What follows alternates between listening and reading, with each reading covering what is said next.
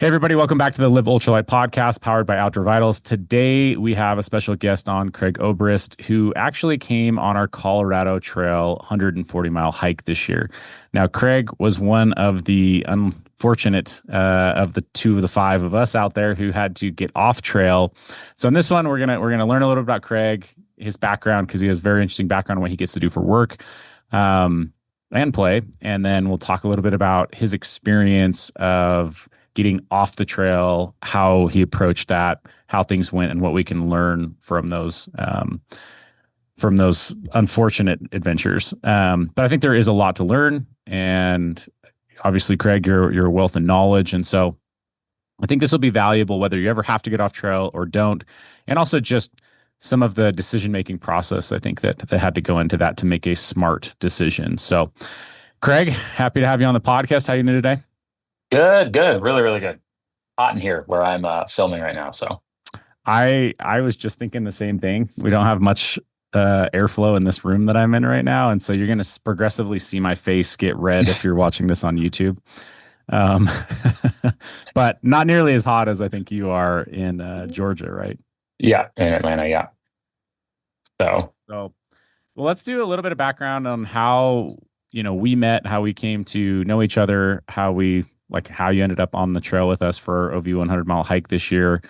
And you would honestly remember more so how you originally talked to us, because I don't think you reached out to me directly. I think you started working with Derek. But how did you get into the OV stratosphere, and what do you do for us?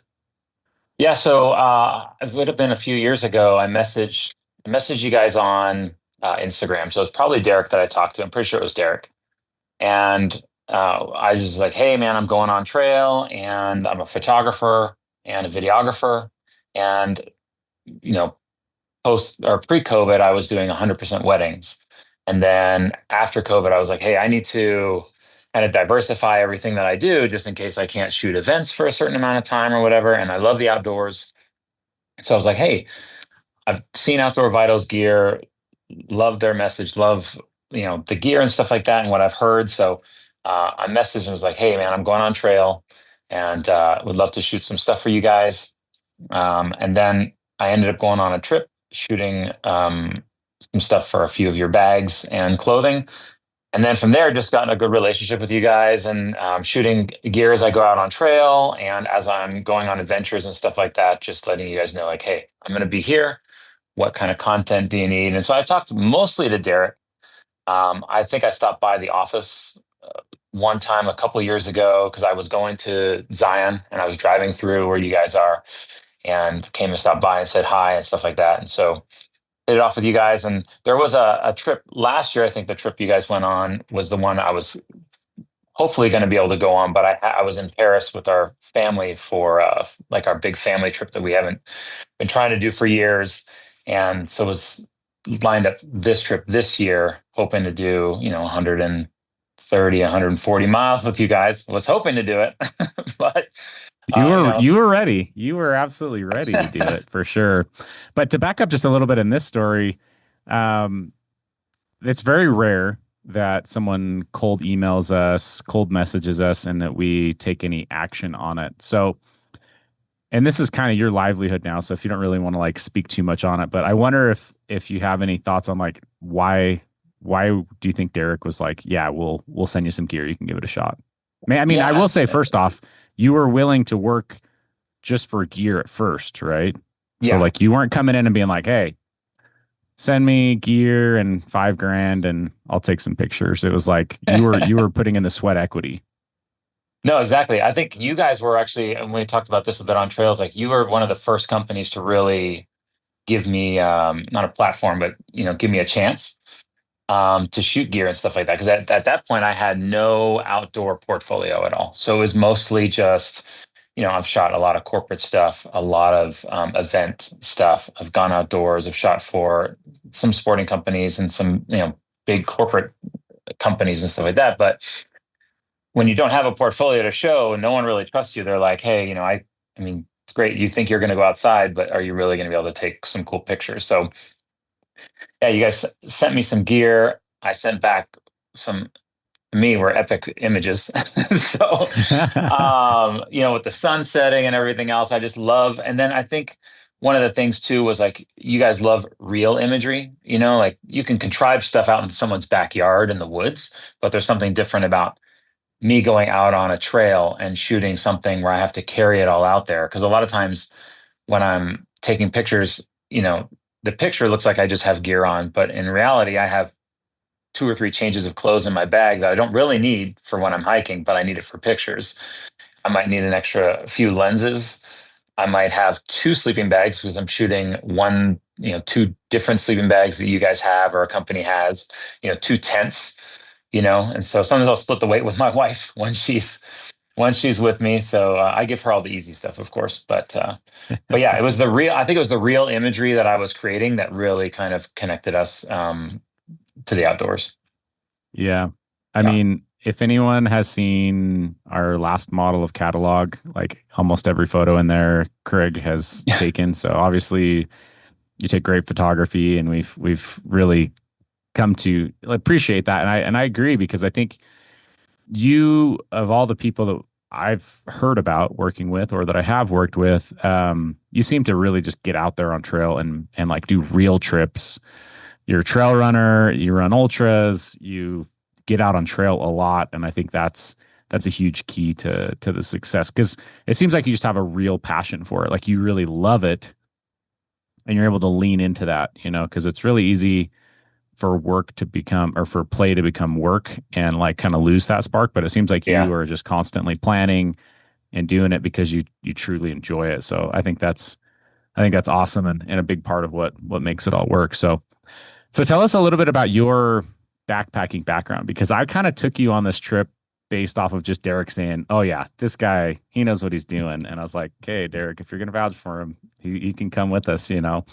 But clearly you've backpacked a lot and you've done some running. So maybe give us a quick background on kind of like how you got into backpacking, if you did it your whole life or if you came into it later. Yeah. So actually, I grew up in Canada and I hated backpacking when I was a kid. So my parents would always send me to this place, and every year they do a 30-mile hike. So they'd hike 15 miles in. We'd build our own campsites with lean-tos and cedar branches on the ground and everything, and sleep But outside in the you said snow. 30 miles as a kid? Yeah. So, and I hated it. I would scream at the people that were running it. I would be like, I don't want to do this. I'm only here because my parents told me to. I was a bad kid growing up. So yeah, so it would be 15 miles in. You would camp for I think it was 2 nights, and then you'd hike back out. So I did that once, and then I think the second time they wanted us to do it, I got like halfway through, and I had a big pot hanging on the back off the back of my backpack, and it bruised the back of my leg huge because it was just banging on the back of my leg. And I mean, Oh, I'm maybe 12 years old, 13 years old, so I didn't know what mhm. was going on. So yeah, so I did that. I hated the outdoors until I moved to America when I was 20.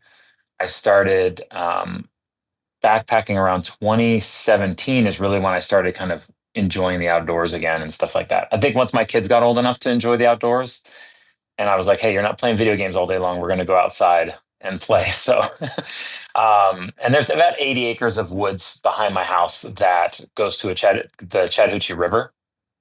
So we can easily get outside in no time.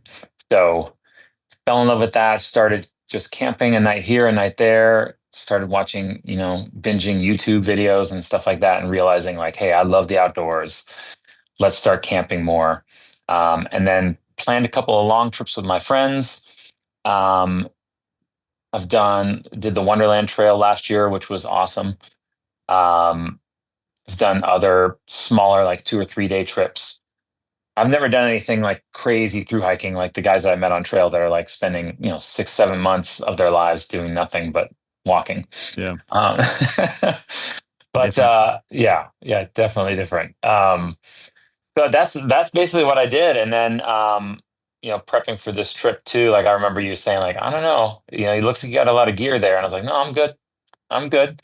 Would be running 6 to 10 miles every day, and then swimming a mile every other day. to get prepared for it. And I've been doing that since, I mean, I've been doing that for the last like 7 or 8 years now. Um, Dang. so yeah, so I'm like, So, but I know I was the oldest one there. So I was a little, like, oh, I don't know if I can keep up with these young guys. So, um, yeah, I remember. So you flew into Grand Junction. The guys picked you up, met up with me at the Airbnb, and then we kind of loaded up packs. And the next morning we took off. And I remember like helping you load your pack and just kind of seeing it. And I specifically saw your big chest pack and was oh like, yeah, I got it right here yeah, actually too. that. So you may need to look on YouTube to see this sucker, but it is.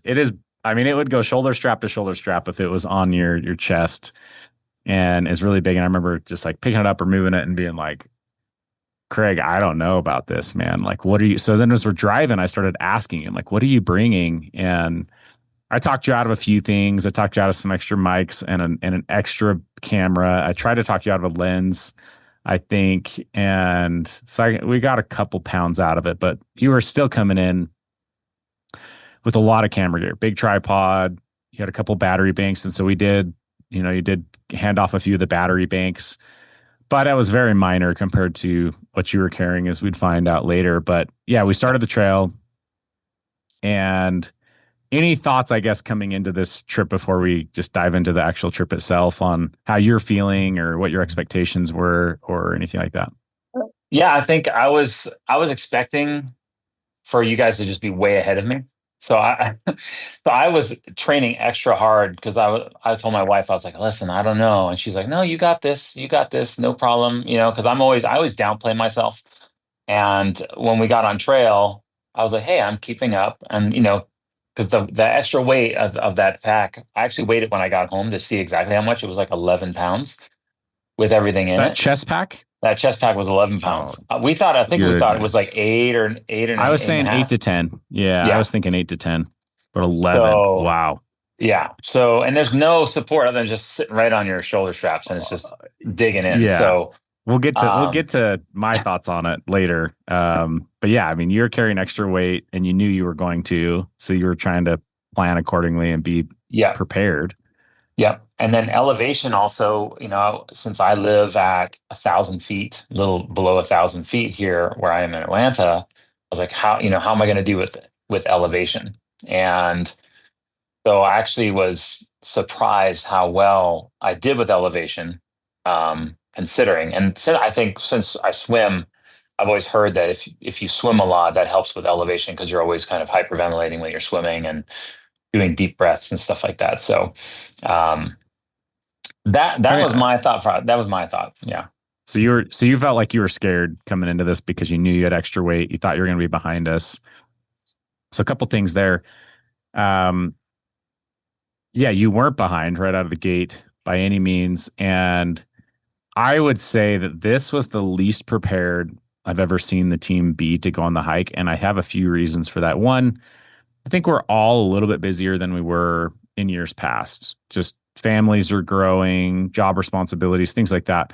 But two, I think because we've now done 4 or 5 of these things, you get complacent and you're like, I know I can do it. You get confident in that. And so then the fear isn't there to motivate you to go and log miles and stuff. So I would Yeah. say going into it, I was also scared because I have trained a lot less than I wanted to, specifically run training and pack training. Um, I obviously, I mean, I go to the gym a couple times a week typically and do some weightlifting, but I was just trying to get 10 miles a week in running consistently. And even that was sometimes hit or miss. And so I was Yeah. definitely nervous going into it. And then as I looked at some of the other guys in the office, I was also like Brigham, he's pretty steady.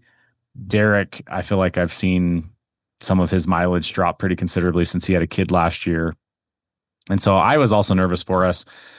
And then we did go straight to altitude. And I feel like the swimming thing is actually really interesting. I think that there probably is something to that, at least to some extent, like Yeah. it's going to maybe help with certain areas of it. But um, I think the bigger thing is if you show up to altitude and you're just a really fit human, you're just going to do better. Like the people that I see that have really struggled at altitude, even if they've come from low altitude. I think just overall fitness has a big part of it.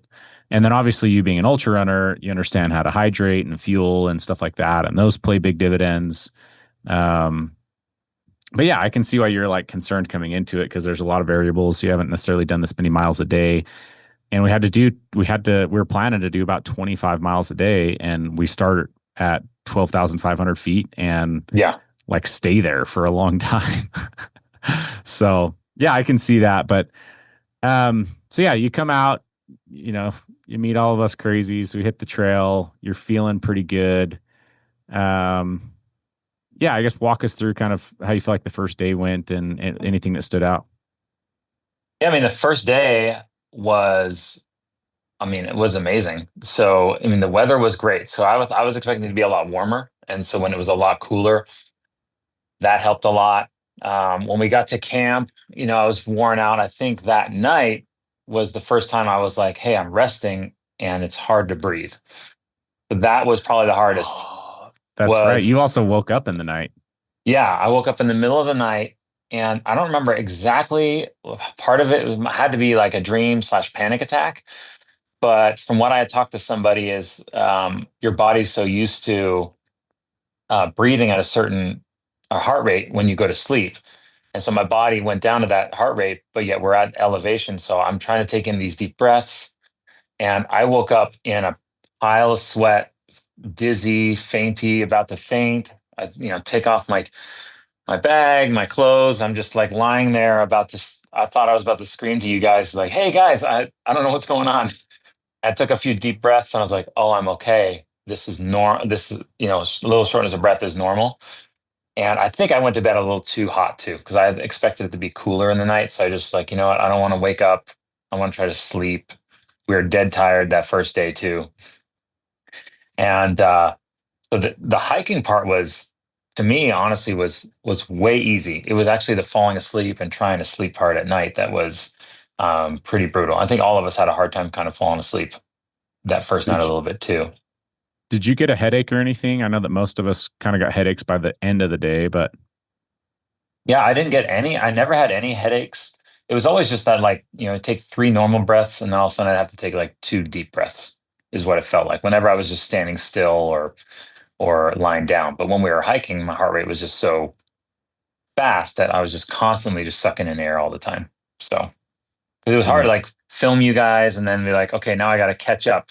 Because by the time I get a clip, you guys are going so fast, it felt like you're like an eighth of a mile or a quarter mile ahead of me. So now I'm running and that pack is just slamming against my chest as I'm jogging through the mountains yeah. with it on. So yeah.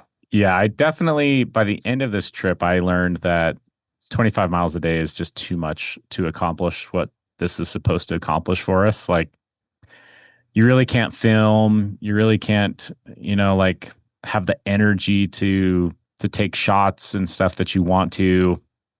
And then even like for product testing, it's like, yeah, you test the product that you're wearing, but you're not getting to test the stuff that needs to get tested at camp as much, whether that's a tent or a bag or so. By the end of this, I definitely had a like we just can't do it that way again. Yeah. I guess the overall thought is it was learned from that we should have we can't do 140 miles in 6 days. But yeah, I mean it is definitely challenging to be the filmer on this because you're carrying extra weight and you've basically got to go the extra mile, right? So Yeah. I could see that, but yeah, I mean, amazingly enough, you kept up all day. You even with the extra weight and trying to get some of these shots, and we had man, that first day was incredible. Like the high country was beautiful. We Yeah. had a little bit of rain but no lightning, and then the end of the day was absolutely beautiful. As the sun was setting and we were up on those peaks above that lake way down below, and we got a couple photos of that. But Yeah. definitely a great way to end the day. Found a pretty good campsite, and then yeah, I mean, I thought all was well, but apparently you had a little panic attack in the night, and I actually have had one of those myself, but it's been since I was like a kid, and I was in like a mummy bag, and I think I got zipped up and way too hot, and I like apparently just woke up just flailing around trying to Yeah. get out of the Yeah. bag. And just having a whole thing. But glad you calmed down and you did it. You went from 800 feet to 13,000 feet and didn't get sick. So that's also helpful. Yeah. Um, yeah. So then day two, kind of had our timing down. You're probably more familiar with the guys. Kind of had our pacing down, and um, yeah, day two, we essentially started off up high, walked till breakfast, had some breakfast, and then walked another few miles, and then we crossed a road. And me and you were together at that point, and as we crossed the road, we talked to a hiker that was standing there, and he told us about a church that did a shuttle down into Lake City, is what it was Yeah. called. And I mean, obviously, we didn't think much about it, but we crossed the road, went on our way, went up the mountain, and yeah, things were clicking along. Ended up, stopping for lunch about halfway up a climb, got up to the top and had this really amazing like flat walk at 12, like I think it was 12,000 feet, Yeah. where it's just this huge mesa, completely flat, at 12,000 feet. I've never really seen flat ground at 12,000 feet, I feel like. So that was pretty interesting to see and cool. And we crossed all that, got some water, talked to an OV customer with one of our packs, and then we cut up and did this big climb. We get to the top of the climb, and it's starting to like get a little bit rainy. There's some clouds coming in, so I think we were trying to get kind of over this and down and off this high point. A hiker's coming by. I let him by, and then I just kind of hear him say something like right behind me, and so I turn around, and that's when the chaos happened. So what Yeah. exactly happened?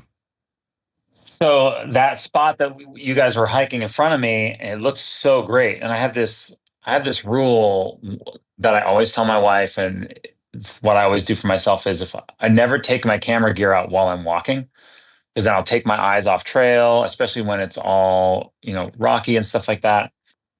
But I was trying to get the drone out because it was opening up to this beautiful view and stuff like that. And I looked down at my camera gear in my bag, and then I look up and there's a hiker in front, and I'm like, oh, I got to get over. So I just move over to my right. I roll my right ankle a little bit, and when I went to fall down, it's just a little hill, but still it feels like it's a cliff. And so I try to save myself with my left ankle, and that's when I rolled my left ankle really bad. I don't know when I slammed my knee in because my knee was all cut up and stuff like that. Yeah. And just kind of yard sailed all my gear and everything else onto the hill. And the guy's just standing there. He's just looking at me like, "Are you okay? Like, what just happened?" And then you came over, and in my mind, I'm thinking, "Oh man, the one time that I buy trip insurance." And I might actually have to use it. I was like, it'll make for a good video, if I have to have the helicopter come out and get me for some reason. Because I think we're probably at that point, we're about 6 miles from going back or 5 miles from getting to our campsite for that night, if I'm not mistaken. Because I think it was like 11 miles total when I went back the next morning. Yeah, I was gonna say it. Yeah, that's probably right because that makes sense. I was gonna say like it was way farther for you to hike back, but that's later in the story, I guess. But Yeah. yeah, so we were So, we were a ways in there, absolutely. Like we'd crossed that highway before lunch, and now we were like dinner time, almost ready to look for camp. yeah. Oh, yeah. So at that point, we're like, what do we do? And the funny thing is with an ankle sprain, like I've sprained my ankle once before, and I've torn a little bit of tendon and popped off a little bit of bone. So this didn't feel as bad as that, but I knew it was definitely not good. And when you can't see the injury, it's not as like people aren't like freaking out like, oh, he's dying because there's blood coming out everywhere. It's like, oh, you just twisted your ankle a little bit. And in my mind, I'm like, oh no, I think we're done. But then the weather started coming and everything. We're like, okay, let's just get to camp so I can figure out what's going on. So we start hobbling, and thank goodness it's swollen so bad and so tight that like I'm not feeling anything at that point. So you take my bag, and then or you take my camera gear bag, that's when you were like, dang, this is heavy. And Yeah, because I grabbed your tripod, your quote yeah, unquote ultralight tripod, and your lightweight camera setup, yeah, 11-pound chest rig, and yeah, I threw that in my pack and was like, oh my gosh, Craig, you've been carrying this the whole time. Like what? Like first off, I was just like, man, you are a beast. But also, I was like, what are you doing? Like yeah, this is so heavy. And so when I put that chest rig on though, immediately like all that weight goes straight on your shoulders. Like you can't load transfer that down in your frame onto your hips. yeah, And so I was like, oh man, like that is it's so it feels like a very significant weight. Um and then yeah, the tripod too. So like I mean, in reality, that was close to 15 pounds, I would say, 14 pounds of additional camera gear that you yeah, had. Um and then my thought too was the second I put that on, I looked down and I'm like, dude, I can't see my feet. This chest rig is so big. So between the weight and the chest rig, I'm like, well, yeah, this would make it easier to yeah, to have a trip, to yeah, trip yeah, because essentially you tripped, you fell, rolled that ankle, and when I came back, after you kind of got your bearings and whatnot, you're like, man, I've done this before where I've actually like torn a ligament and tore a little piece of my bone. It's like I didn't hear a pop. I don't think that happened, but it's pretty bad. And so we tried to take it slow and whatnot. And so we got you back up on your feet and we're like, well, let's just see how it feels. yeah, You started down the trail and you kept moving. So I'm like, okay, well, we're moving now. Let's see how this goes. Um, but I did want to make that point. I there is no reason for accidents, but I yeah. think that there are things that can You help um prevent it. yeah, or give you a lower probability of an accident. And I Yeah. would just say the heavier your pack, the more likely you can roll your ankle because of weight, the more Hmm. fatigue on your ankle. And then, two, I mean, where that was in front of your vision, it might not have caused you to trip, but it might have not helped you get your second foot underneath you. You know what I mean? To Yeah. be like Yeah. once you look down to try to save yourself or something. But because my thought was, man, when I have that heavy of a pack, that's like when I'm hunting almost. And when I'm hunting, I wear boots with like a mid ankle support too. So to me, like I love trail runners. I'll always preach to run trail runners. But a part of what makes a trail runner work is like going on the more lightweight side of gear. So, anyways, there is that like you have really strong ankles. You're a trail runner. You're really stable. You're sure footed. But I just want to point that out there, especially for people that aren't all of those things. The Yeah. heavier your pack is, or if you put something on your chest, there's there's things that could increase the percentage of a chance of a trip or a fall or getting injured. But so we get you back up on your feet though, and you start moving, and I'm thinking, okay, he's gonna walk this off. It's just an ankle, and Yeah. personally, I've never twisted my ankle so bad that I can remember, like sprained it so bad that I wasn't able to kind of walk it off. And so I don't have great experience to know if this is or isn't. And my experience is like, oh, I think he's going to walk this off. Yeah. And so we walk like a quarter of a mile. And then you say, all right, let's sit down and tape this and then we can try to catch up to those other guys. Cause they just pieced out, man. They were, They were gone. They had no idea what was happening. They were off in the distance and they were like, oh, they're just talking to the guy on trail or whatever. And I was like, all right, thanks yeah, guys. I'm dying over here, but it's okay. yeah. Yeah. I was thinking the same thing. I'm like, I wanted to give these guys the camera gear. Why am I carrying it? Get back here. Yeah. Yeah. Yeah. Cause um, we kept hiking after I taped it up. And then I think we met up with them first, heard some lightning and stuff like that, and was like, hey, we got to get going because we're up so high. And I was like, oh crap, my ankle's messed up, and now we've got to get out of here before we get struck by lightning. So, like, I'm gonna die by well, lightning or get stranded on trail. well, and it just kind of because of that pressure we have to hike 25 miles, we we were like you just don't have time to stop and wait and think about things. Plus, you're in the high country. Everyone Yeah, wants to get to camp, and so when we did catch up with them, we told them what was going on, and at that point, we are still thinking, well, let's push forward. But I think we pushed forward pretty far because we saw the rain, the lightning coming in, so we got all of our rain gear on pretty shortly, and then we started hiking, and then it gets into back into just the same thing of like, okay, let's try to hit our mileage today. Yeah. So we start pushing. I specifically remember getting to this one hill that I called Stairmaster Hill because it was just so steep and it's Yeah. straight up, zero switchbacks.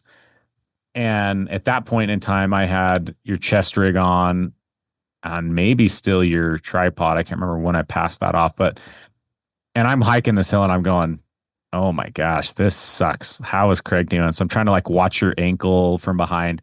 And from what I could tell, this foot, you were still putting your heel down, but this foot, you almost were never touching your heel down. I'm like, that doesn't look too good.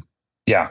But we kind of made it through that section, and all of us are now starting to talk internally, externally, like, oh man, this is rough because anytime we started to go downhill and any go downhill and it was loose at all, you like went from like moving our speed to like, 25% of our speed.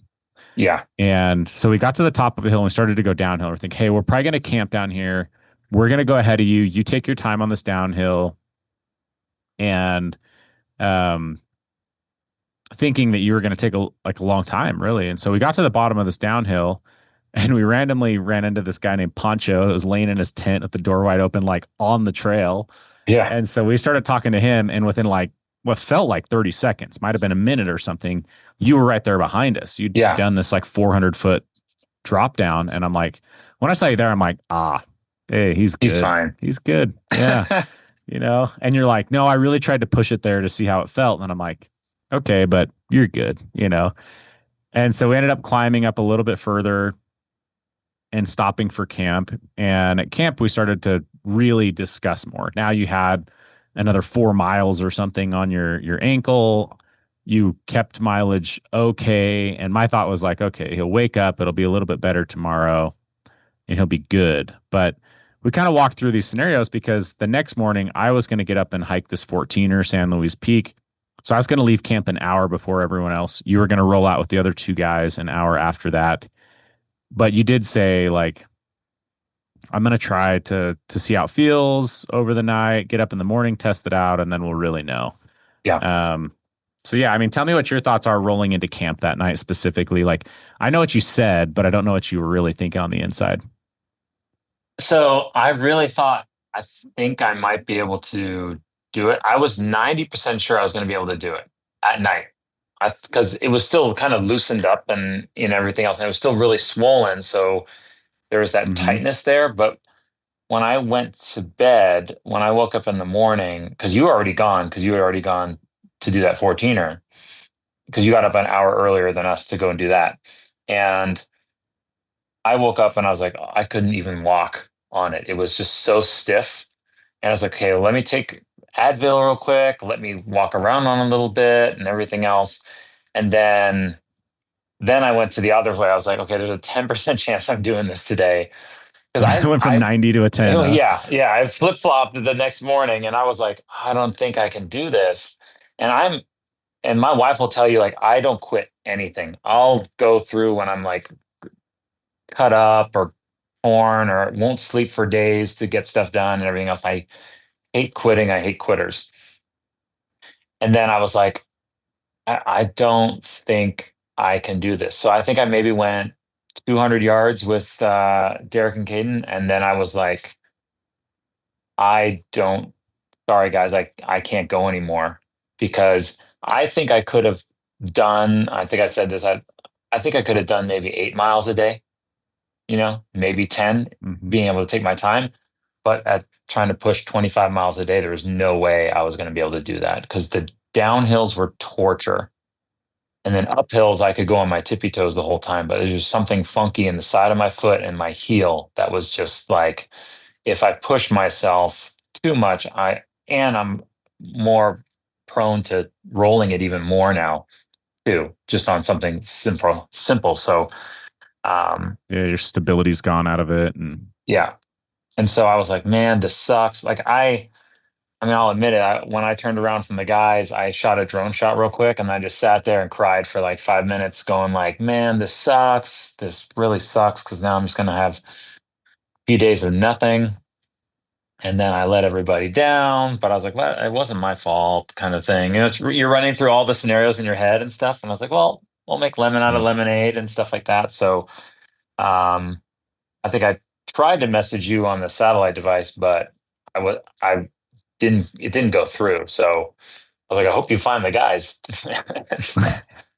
Yeah, I had no idea because I went and hiked the peak and I was trying to look way down below for three guys coming up the trail and never was really sure I saw you. Then I hiked down 4,000 feet and all the way across this massive drainage. So I didn't see the guys till like 2:45. And the whole time I'm expecting three guys. And so this Yeah. guy comes walking past me and he's like, "Hey, are you hiking with some other guys?" And I'm like, "Yeah, I'm hiking with some other guys that got a gray backpack like this, and there should be three of them." And they're like, he's like, "Oh, yeah, yeah, yeah." And then I'm like, "There should be three of them." And he's like, "Oh, no." And I'm like, "How many is there?" And he's like, "Two." And I was like, "Oh, Craig just is off behind them then. Craig's still coming." Like I was like so positive. So when they rolled in, I'm like, "Where's Craig?" And they're like, "Oh, he turned around like right in the morning." And I was like shocked. I was like, "What?"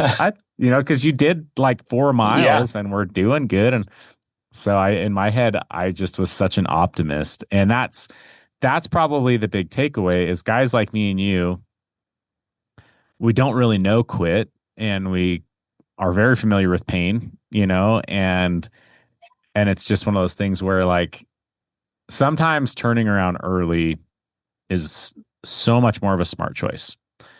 But I think what I actually said to you on the trails, I said, when you go to ultra marathons, the people that drop out and get DNFs, did not finish, um, most of them regret it because the pain goes away in an hour or two or the next morning and they're like, oh, I could have done it.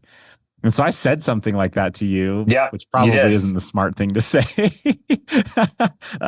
So I take that back. But like that's kind of where my mind goes, though, is like, don't quit early. Like just like push a little bit, see how it goes. And that's exactly what you did, though. You walked Yeah. 4 or 5 more miles, slept on it. You didn't just immediately twist the ankle and turn around. But yeah, I was like totally expecting to see you, and they're like, "Oh no, he turned around quick," and I'm like, "Oh, I bet he's on quite an adventure then," because at that point you had to have been 10 miles at least from the Yeah. highway.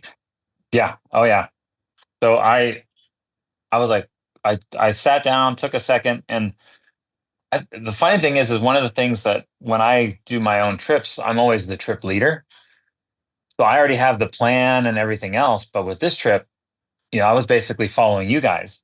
And so I sent Derek an email asking him like, hey, I need the GPX file, and can you get me like, because I need information, because I've always heard like, because I always tell people when they hike with me, hey, you need to make sure you have your info as well, because yeah, you can follow me, but you still need to do your own Mhm. research. So thank goodness I did my own research, because I had the GPX file. I had like, what's that, the app that shows you where water and stuff is, and I can't Far remember, out. but yeah, Far Out. I had Far Out on there all already and Oh, everything else nice. too. So, I knew where I was going to get water and stuff like that. And the good thing is I was going backwards, so I kind of knew where we had gotten water before. Yeah. And so I did all that research ahead of time. So it wasn't as bad. Hmm. But you still had a lot of distance to cover on a hurt ankle. So like, Yeah. how do you decide how to manage that, or like how are you feeling as you're starting to go back? Because you had to do freaking Stairmaster Hill again and Oh, some yeah. of those. It was going down.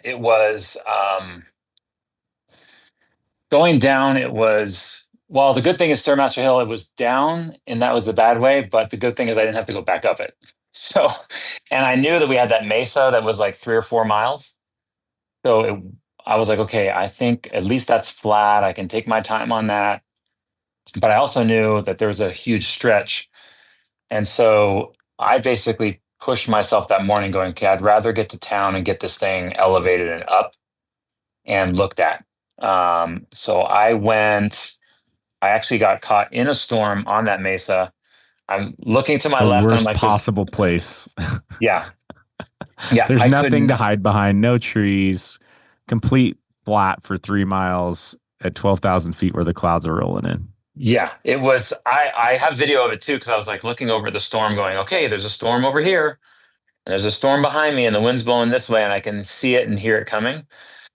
And so I almost start literally running at one point, just going, okay, I got to get off of here because the last thing I need is, I'll get caught in a lightning storm and stuff like that. So, so yeah, it was, I mean, it was pretty dang crazy, getting back. And then when I got back, I was, for the most part, um, I was, caught at my tent and I just sat at the tent for the rest of the night and did that. So Yeah. So ankle, I mean, manageable, just slow going. yeah, I think it was still swollen enough and I took enough Advil that I was, I think it's different knowing that I didn't have to do 100 miles. I'm only doing 10 miles, and once I'm done, I'm going to be lying in a bed. So that my mind was that way. Yeah. And then obviously we had some other safety precautions. We had some tape that we tried to tape you up with. Yeah. It did it did make me think a lot about trying to find like an ultralight ankle sleeve to put in my first aid kit because rolling your ankle has got to be one of the most common possible things to have happen first aid wise in the wilderness. And so Yeah. that kind of made it onto my list. But we did have those things. And then obviously we had Garmin inReaches and spots and GPS communicators to reach out if it came to that. Which I think I'll just say this. I would say I have two things to say about that. Number one, anymore, I just think everyone needs to have one of those. And I know phones are Yeah. coming around and it's an option, but I'll tell you, like my phone, I couldn't message off it like at all the entire trip. The GPS function just like wasn't working. And if I had relied on that at all, I'd be screwed. So the technology Yeah. is non-reliable yet, in my opinion. But Yeah. two, so I think everyone just needs one. Yes, they're expensive. Plans pricings are coming down. I think the pressure from the cell phones is making people like Garmin like drop their price significantly. Yeah. So your monthly fees are lower, and so they are getting a little bit more cheap. And you can probably find used ones that are a couple years old now, like a Model One, InReach, Mini. But I just think like those are like critical to me anymore. And then two would be just realize too that if you did have to push that SOS button, you need to be able to like shelter in place per se for hours sometimes. Yeah. The worst one I ever heard of was a guy who was like dying of hypothermia in Colorado and he had to wait, I want to say it was almost 18 hours before he got rescued and he was within an inch of death. I mean, he Yeah. was like barely, barely, barely alive when they got to him. So, yeah, just be aware. It could be an hour, it could be 20 hours, but they're still mission critical. You obviously had one, you knew the trail, you had the GPX file on your phone, all those kinds of things, which are really important. And I would say also, like, do your own research because I actually totally messed up the GPX file in the first like 10 miles of the whole trip. I somehow, my mapping software followed the Hard Rock 100 course for like the first 5 miles instead of the Colorado Trail course. And it kind of threw us all off. And then no one had Yeah. Yeah. confidence in my GPX file the whole rest of the trip, even though it was only like the first 5 miles. So, I was like, but where yeah, are I we think, I, going? I yeah, was looking at my yeah, watch I going, started this like isn't the walking up the file I trail this had. way. And they're like, no, it's down the road. And we're like, oh, this isn't a great way to start. Yeah. Yeah. Yeah. And I, once I was, once I had gotten closer to the road, about a mile to the road, I realized that, hey, the church bus that I can catch doesn't come until 11:30. So I was like, listen, I'm just going to stay and camp the night. Um, at that point, trying to get out of the storm and stuff, I was so tired. I didn't want to walk a mile downhill to go get water. So I was like, I'm not gonna get water. I'll just be fine until morning, just wait. And then this guy came up trail and saw me hobbling and ended up giving me a bottle and a half of water. And then Awesome. came back, walked downhill and got me another filled up my bottle of water for me. And then we talked for hours. or a couple hours with each other and stuff like that. And um, made me learn a lot about elevation too, because he had a friend that just passed away a couple of years ago on Mount Whitney. He was a through hiker and they went up on top, and then he came down the next day and had a brain aneurysm or something like that and died. And I was like, man, elevation is no joke. I'm like, okay, I'm going to train for elevation a little bit more and not push myself if I feel like elevation is hurting me too much. So, and elevation is different on Yeah, everybody. So, it's terrifying because also right before we started our trip, the Hard Rock 100 race was going on right there in Silverton, right where we started, within 5 miles of where we started, and a lady passed away right on the trail, like six yeah, miles into the race. And you can't help but think that altitude, and other situations, altitude just doesn't help anything. It yeah, definitely exacerbates every weakness you have. yeah, So yeah, it's absolutely no joke for sure. yeah. But I mean, but that town that I ended up evacing to basically was the most amazing town I've ever been to in my life. I met so many cool Yeah, so you people. you got down to the trailhead, you got down to that highway like an hour after they were supposed to. A Suburban pulls up, and you guys load 8 people into a like 6 passenger car. Oh yeah, You've got with someone else's bags. smelly backpack on your lap, and you head into town for like 40 minutes down to what's called Lake City, Colorado. You get in there and you're trying to find a place to stay, can't find a place to stay. You've heard that the camping area in the town has a cougar that's been pesky, and then someone calls you back, right? Yeah, so I put out to a hotel that was in town because I was like, hey, I don't have anywhere to stay because everybody else has, for the most part, they've planned ahead. If they're through hiking it, they're like, hey, I'm going to be in this day, so they have reservations and stuff like that. And I had no reservations, and there was a hostel that had just opened up. So I was trying to get into that with a guy and his wife, and then I was like, man, if my legs all messed up, I know with a hostel, I'm just going to be in a bunk bed. I'm going to have no comfort at all, and I'm just going to be lying there all day. So called the hotel. They didn't have none of the hotels had any reservations or openings, and then they took my name, spread it all around town to a big group message board that they have, and then they called me back and were like, "Hey, we have a cancellation one night, and we have a room the other night." So they were able to swap me between rooms, and they got me a room. They were bringing me stuff to my room. I mean, it was like, I mean, they knew I was hurt, and they were just taking care of me, and the whole town was taking care of me. People would just kind of pick you up and drive you wherever you needed to go and stuff like that too. So That's so awesome because I feel like that's cool that they embrace it that way, because I feel like you could also get annoyed that there's all these hikers wandering through your town all the time. Like you can kind of, there's two ways yeah, you can look at it. You can be annoyed or you can lean into that culture. But so that's really cool that they just kind of embraced it and that you're able to find a hotel to stay in because you'd already spent a night on trail. Now you only had 2 nights before we would be able to come back and pick you up, which is also nice. I mean, because it seemed like you dropped, it felt early in the trip, but really it was with a full day to get out, it wasn't quite as bad as it definitely could have been. yeah, But yeah, I mean, you sent me pictures of your ankle later. It was like super swollen up and colorful, and like looked totally different than what I had seen. Because we never took your sock off, and your sock, I yeah, think you mentioned, was like acting as compression on it, so it wasn't getting as swollen. But yeah, that picture you sent me, I was like, oh my gosh, yeah, that's not what I thought it was going to look like. It yeah. was My bad. leg looked dead. It looked like a corpse from the toes all the way up to almost like the mid calf. It was really, really weird. Like I don't even know how my toes were all bruised because I didn't feel anything down there, but like my toes and my knuckles on my toes were all black and blue. So, Yeah, and they're still, I mean, even right now, they're still black and blue.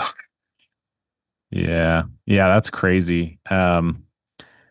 I mean, so just I guess any other parts of Lake City before we kind of talk about just how you're doing now, like because it's still an issue now, but I mean, for the most part, you got some good pizza, you got some good Yeah. food. I think Derek wished he would have turned around with you, but he stuck it out. Yeah.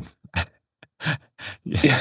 I mean, I'm sure. I mean, what did you think about, like, have you ever been on a through hiking trail where you had kind of got to experience the culture of a through hiking trail? It's funny because I never had. So even when I got picked up by the bus, all the people that I were with were through hiked all kinds of stuff, and I've never done that. So they were telling me all about it. They were so nice, and um, the church bus, and then we get into town, and like this is a cool culture. I've always heard about the culture and how everybody helps each other out, but I didn't realize how actually amazing it really, really is. So, Yeah. I mean, I even got phone numbers from people that I met in one day that I'm like, I can see why people, have like tramleys and all that stuff because they just become friends and Yeah. they love hanging out with each other. So, and we laughed for the entire ride, like all the drive all the way down. The guy who drove, he even said like he's deaf in one ear, and I'm relaying stuff back to the back seat, and he's like, I don't know if he was joking because he was like, I'm a little blind too, and we're going down mountain roads, and I'm like, okay, please stay on the road, don't kill us, and and stuff like that. So um, yeah, and then the small town was just really really cool to see. The food, the people, because since I was there for multiple days, I would see different through hikers come through because they would only come there, take either a 0 day or just come in, grab something, do laundry, and then go straight back on trail that same day. So, like you said, like the town embraces the through hikers instead of gets annoyed by them, it seems. Yeah. And I heard Yeah. it was the most It's remote.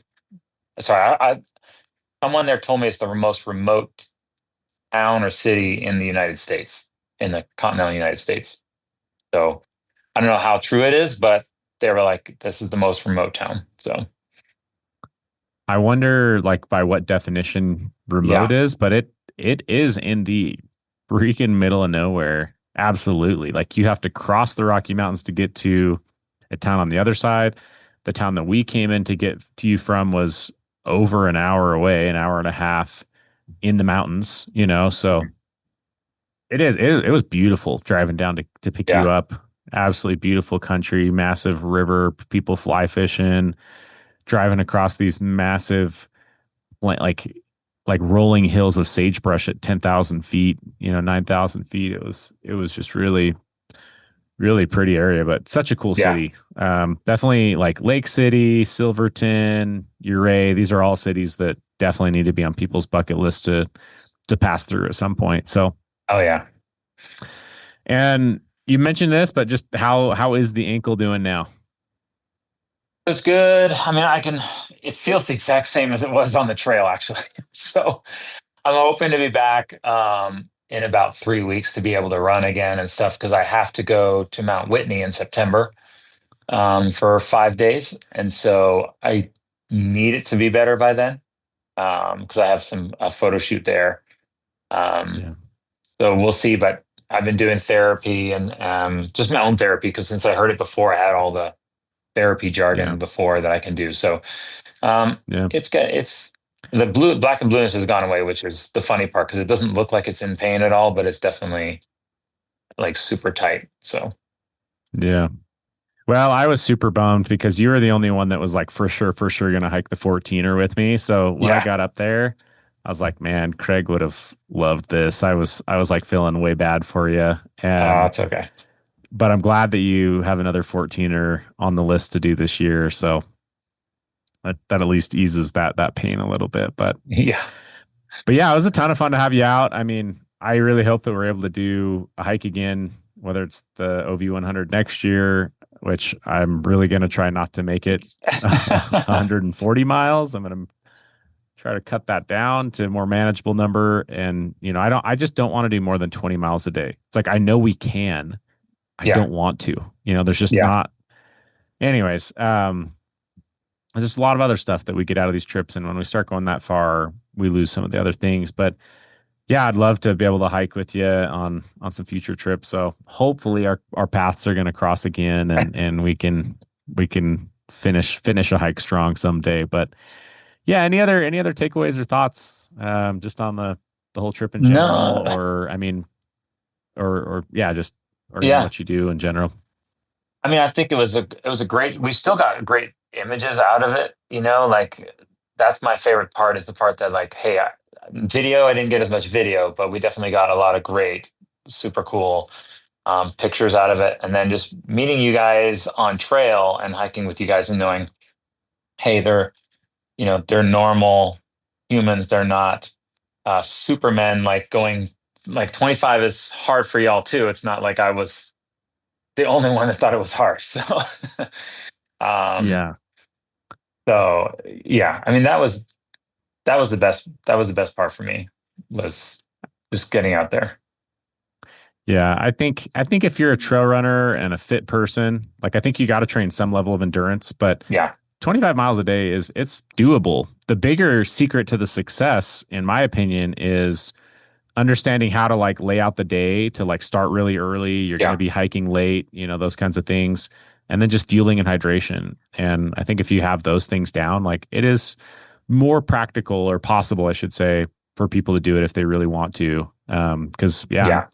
I'm definitely no superhuman athlete. I'm not a I've done some distance stuff, but it is not like my genetics or my background. I've just done it. So, Yeah. Didn't um, we, that one guy that had the CS40, I think he was doing like 30 miles a day, right? He was getting up at like pretty early in the 4, morning. 4 Yeah, a.m. 4 Yeah. 4 a.m.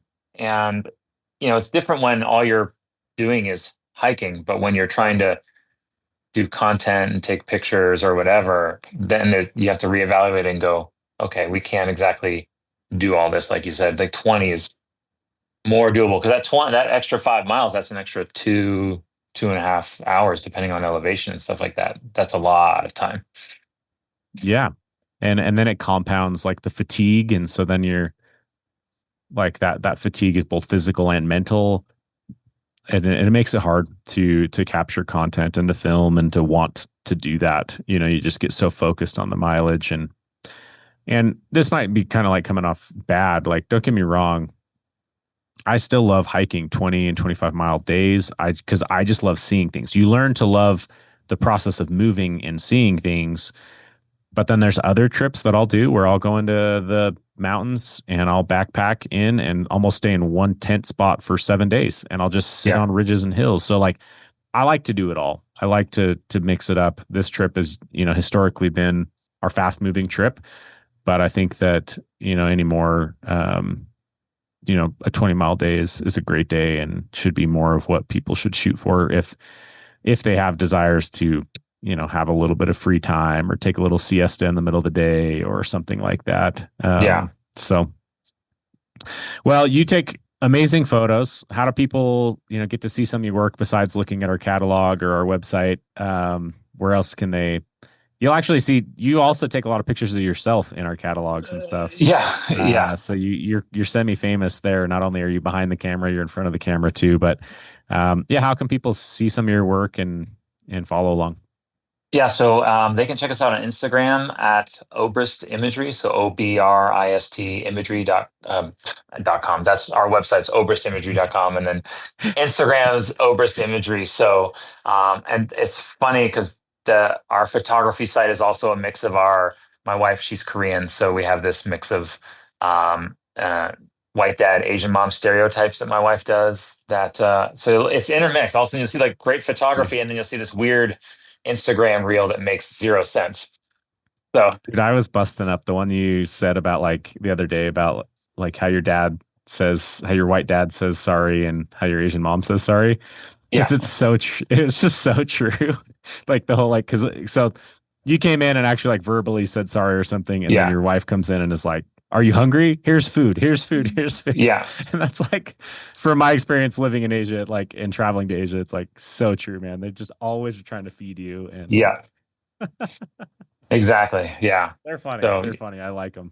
thanks. So So check them out there. You also are in the process of starting up a podcast, so maybe shout that out. I know it's really new, and at some point, I'll come on that as well. But what is that? Just see if we can get an early start yeah. and kind of the thesis of that podcast. So it's called Beyond the Trailhead. So basically it's just talking to companies, how they had their aha moments, you know, that created their company, their products, and everything else. What are the ups and downs of being in the industry? What are the goods and the bads of consumers and stuff like that? Just kind of because I always love those how it's made episodes on Discovery, and So I love how companies, mom and pop shops all the way to big companies, how they do things. So giving people a platform just to kind of talk about their company, and then for me, just learning about it and stuff like that. Because we both run our own business, so it's like you have this passion and it's your baby. So how does everybody else basically raise their baby? Like I that's like good. that. That'll be my tagline. But yeah, That's your new tagline. how people raise their babies, How to raise a baby, a business baby. Um, business baby. no, I love it. So, well, sweet. Like I say, it was awesome to get to meet you on trail. Bummer we had to part ways earlier than we wanted to on trail, but hopefully we're able to make something happen again in the future. And thanks Yeah, again for all the work you do for us, for imagery and everything else, and really appreciate it. So, yeah, but with that, we'll go ahead and sign off. Thanks again. If anyone's not subscribed, make sure to subscribe. If you haven't rated us, give us a review. That's always helpful. And then if you've got that friend that is either prone to injury or doesn't know when to quit or something like that, maybe this is an episode to share with him, and maybe you can learn something so that your trips go a little smoother. So anyways, with that, we'll catch you guys on a future episode.